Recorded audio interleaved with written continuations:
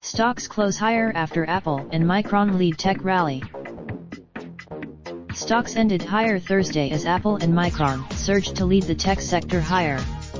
Investor sentiment: the Dow closed 216 points higher as a 3.7% gain in Apple offset a decline of 1.6% in JP Morgan Chase. Apple rose after Needham upgraded the stock to strong buy from buy, citing value upside in the firm's ecosystem.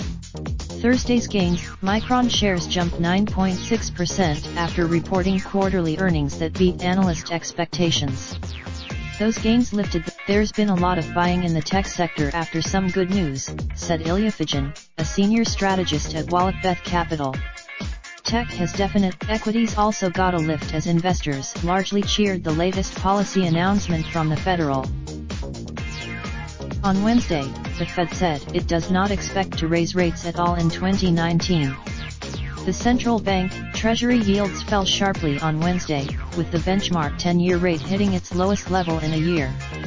The yield traded at. Some people assume, rightly or wrongly, that if the Fed is assuring low rates for the foreseeable future, then that is going to force everything else to trade richer from a valuation basis, Wallachbeth's Fijan said. That caused some. However, it also lowered its economic growth forecast for 2019, raising concern over a possible slowdown in the economy. Fed Chair Powell is causing anguish amongst global investors even though the initial reaction was an instant grab for equities, said Jeff Kilberg, the CEO of KKM Financial. These moves come after a slew of negative commentary from companies like FedEx, BMW, and UBS.